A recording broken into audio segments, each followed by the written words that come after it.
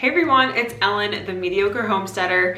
If you haven't noticed, I did change my YouTube channel name to my blog name, so they match now. It just made the most sense going forward. If you watched my making sauerkraut video, you would have known that I started a blog and I was debating on switching my channel name to the blog name to match, and I did decide to do that.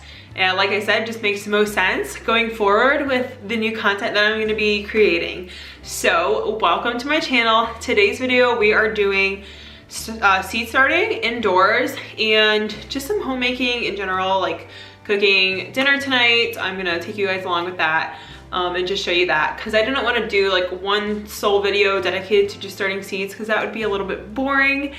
But yeah, we're gonna start seeds, and I know I'm a little bit late starting them. I should have done them like beginning of March, but we went to Hawaii and we were gone for 10 days and we just got back 2 days ago. So I didn't want to start them before then because no one would be here to water the seeds. So it just made more sense for me to start after Hawaii. And it's better sooner rather than later. I still have about like 6 weeks for them to be started indoors, which is good. And you can expedite the germination process by using a heating mat, which I am going to be doing only at nights though. Reason for doing only nights is it's colder at night, and like I said, it'll just speed up that germination process, but I don't want it to be sped up too much. So I'm just only have the heating pad on at night. It's totally up to you whether you want to do it all day or just at night, whatever. I mean, it doesn't really matter too much. I feel like people really overcomplicate starting seeds indoors and just overcomplicate everything that has to do with it. For me, I like to make things simple as possible and so easy. And it worked for me last year when I first started my garden, and I know it's gonna work for me this year. And if it doesn't, that's okay, because we can just go to a local nursery and buy already started seeds, or you know, the little plants to plant in the garden. So it's no biggie either way. I do like to start seeds indoors because it just gives me some like deep satisfaction to start them indoors from seed. I don't know why. I just have like a DIY mentality. So that's what we're doing, and I hope you guys enjoy and maybe get some tips from this. And just keep in mind to not overcomplicate it when you're doing this. Whether it's your first year gardening or 5th year, I hope you enjoy watching me do this process. So first, let's go over the supplies that I am using. So first things first, I have this seed starting hex kit, and I got the 72 cell one this year, and it's plastic. Last year, I got like the compostable, like papery ones, but this year I just chose this one because it has more cells, and last year I did run out. So hopefully this is enough for this year's seed starting. And it comes with like the humidity dome in the tray underneath of it. And here are my seeds. I'm gonna kind of go over everything in the garden once it's started, but like here's just a brief overview. I'm doing a ton of herbs, onions, tomatoes, blah blah blah. And this is my grow lights. It's all in shambles. I need to put it together. And this is the heating mat, or germination mat is what it's actually called, I think. And then more seeds from last year that I'm hoping will still be good this year. I've never saved seeds or started old seeds, so we'll see how that goes. Hopefully they are just fine. But that is literally it for equipment. Honestly, you don't need a grow light. You don't need this mat. The only thing you really need is soil and the hex kits. And that reminds me, this is the potting mix that I grabbed from Home Depot. I haven't used this kind before, but it looked good. Yeah, whatever. I mean, just get like one that has like organic materials and you'll be fine. Also, potting mix is good for starting seeds because it has good nutrients in it. If you're doing another kind, I was listening to a podcast about it, but like yeah, just get potting mix. So first I'm gonna start by cutting this open and putting some of the soil in a large bowl.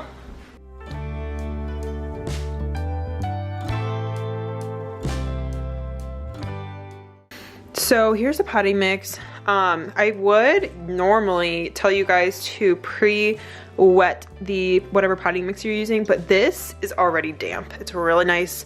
It's really good for starting seeds. And the reason why you want to have it damp is because if you just like have it dry and you dump a bunch of water on it when the seed's in there, you can put the seed like to the top, like dig it up by just dumping a ton of water on there. So pre-moisten the soil.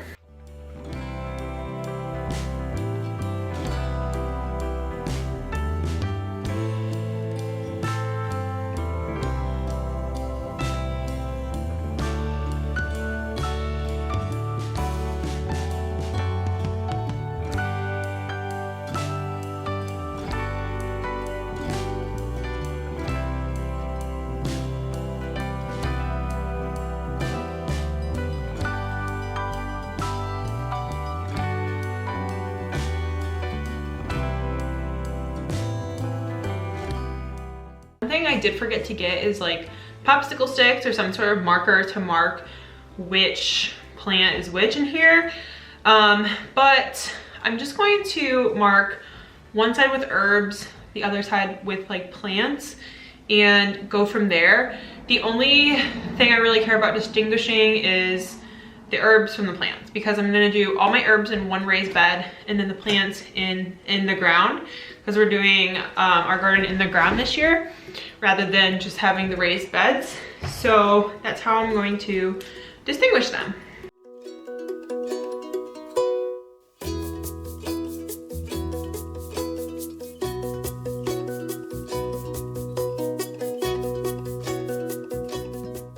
So I'm just writing H&P on a piece of tape with a Sharpie on either side.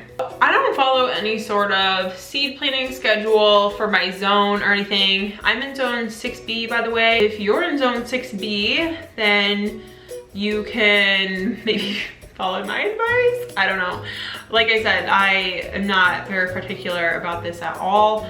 I just look on the back of the planting thing, and if it says start indoors 6 to 8 weeks before the last frost, then I will start it indoors. If it doesn't say that, then I wait until after last frost date and sow them directly into the ground. If you are unsure of what zone you're in or when your last frost date is in your zone, head to my blog in the description below, and I have the links on how to find out what zone you're in and your last frost date.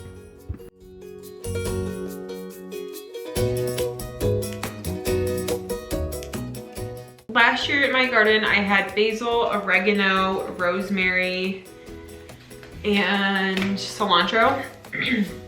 And I went out to the garden almost every day to get fresh herbs for cooking. And there is nothing like having fresh herbs growing in your backyard to just grab when you need it. It's amazing. It's the best feeling. So we're doing even more herbs this year, and I'm going to dry them once I have an abundance, because I always end up having an abundance of herbs. So I'm gonna dry them myself instead of buying dried spices from the store. So the parsley gives instructions that say soak seeds overnight in warm water and then start indoors. So I'm going to do that. I've never done parsley before, so this is new to me, but I'm gonna go do that. Oregano seeds are the tiniest seeds in the world, I swear. They're so small.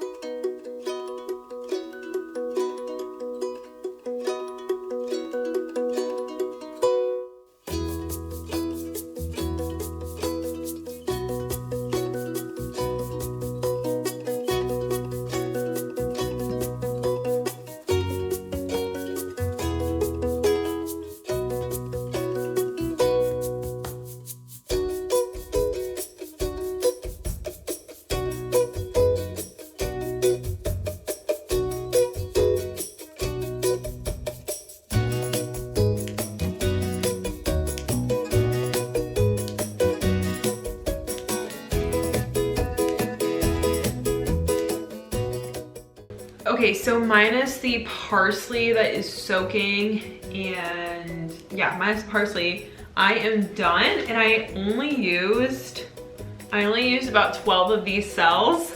So now I'm like, what am I gonna do with the rest of these cells? But I don't know, maybe I will plant more seeds, start more seeds. But yeah, I feel like it's kind of wasted space. Anyways, we're gonna water them now, and I like to water my seeds with a spray bottle. That way you're not just like dumping and like moving up that seed. So nice and like gentle spray for the little pods here.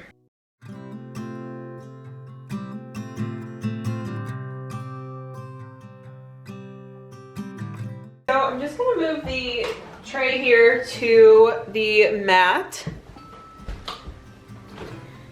And this is in front of a big window, so it has lots of light. At this point, I am not gonna use the grow light.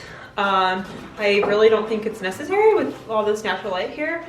I used the grow light last year because I had the seeds up here on the buffet, but this year I don't really have a need for that, so I honestly might not even use the grow light this year.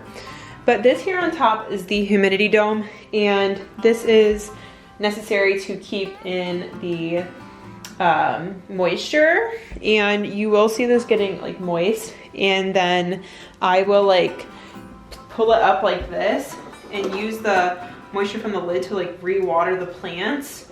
It's just like a constant cycle. I do it a few times a day, but I will also water the seeds in here multiple times a day too, because they do dry out very fast. I was listening to a podcast a few weeks ago. I forget whose podcast it was, but they were talking about, why do you even start seeds? Do we have to? Is it necessary? Why do we do it? And it's such a simple answer, and it is because if you want a harvest before August, then you're gonna have to start them indoors if you're in a colder climate. Now obviously if you're in like southern part of the United States, that's a different story. Like you're in different zones and you can probably get harvest like into November, but we can't because of our frost dates. And we have like a small window in the summer, in spring, and a little bit into the fall where we can have our plants thrive. So yeah, if you want to harvest before August, you're gonna have to start them indoors. And I personally want a harvest before then, and I want to be able to harvest whatever I'm growing multiple times and get a lot of it and just get the most of the growing season that we do have here in Northeast Ohio. So yeah, that's why we start plants indoors. You can directly sow into the ground. My mother-in-law did this last year, and her garden did pretty good. She got a lot of good plants by just sowing directly into the ground after the last frost date, and that was good. But I was able to get more harvest than she did, in a little bit earlier on too. So yeah. I'm putting the extra potting mix I had left inside of one of my raised beds. You can see on the end here that I have some garlic. There's 3 little plants right there. So I just wanted to give them fresh soil, and these beds need soil. They need filled to the top, but they could definitely use like 3 more bags, at least 3 more bags. To finish off this video, I'm going to take you guys along with the cooking for the rest of my day. I started this sourdough bread yesterday, and I'm just finishing it off by scoring it and then getting it into the oven.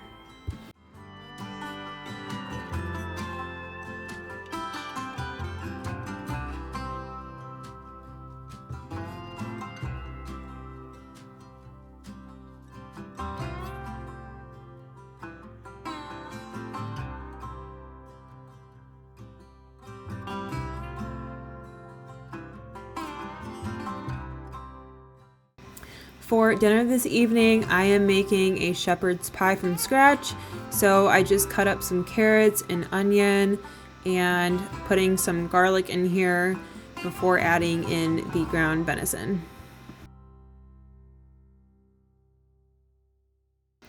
I want to be one of those people who minces their own garlic all the time, but it's just so easy to use this jar.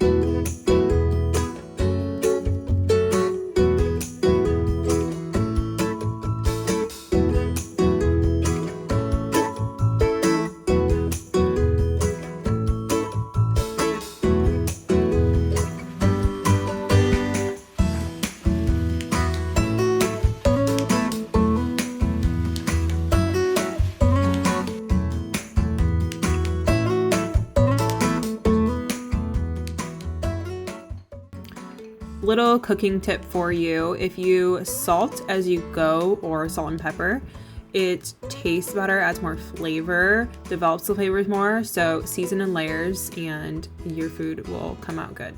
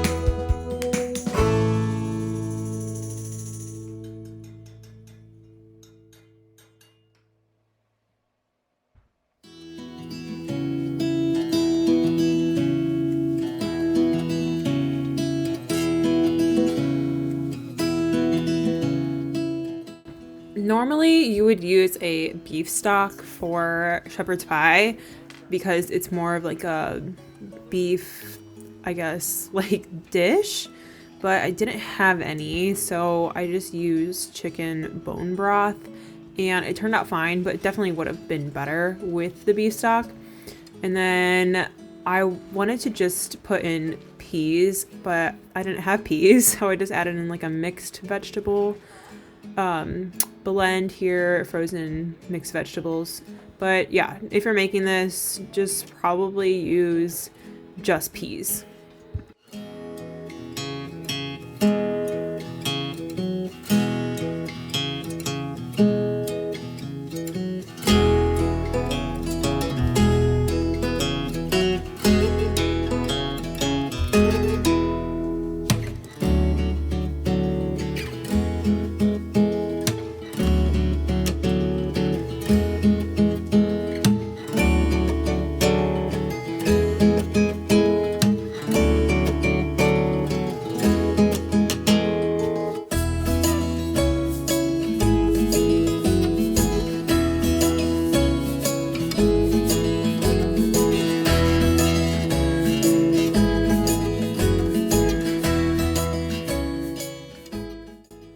So I accidentally poured way too much milk into these mashed potatoes, and I honestly just didn't make enough. So there wasn't enough potatoes, there was too much milk. So I strained off the excess liquid with this little strainer, and it worked pretty good. So I'm glad I did that.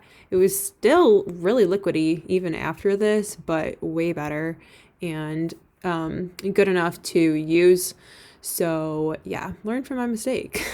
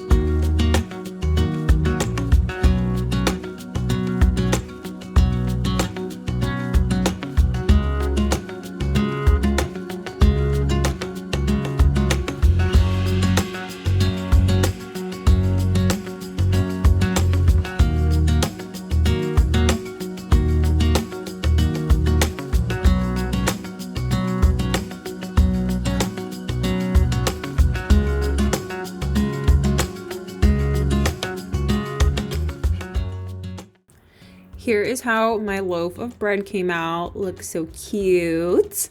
But I got this butter from Aldi. It's an everything bagel butter spread, and I thought it looked so good. So I tried it on this bread, and it was really good. It tasted garlicky, a little oniony, and yeah, definitely recommend this butter.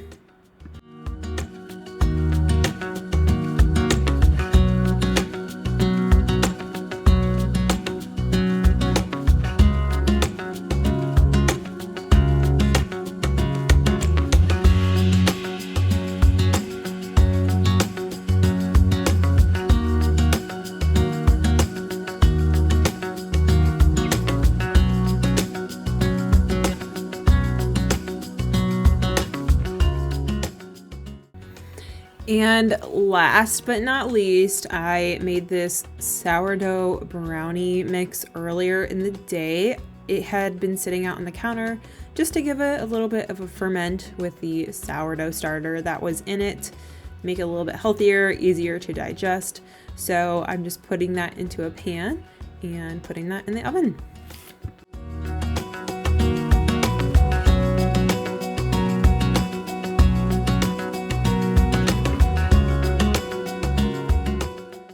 We devoured the shepherd's pie before I could even take a video of it, but it turned out good, and the brownies turned out good as well. I hope you enjoyed today's video. Thank you so much for watching, and I will see you in my next one.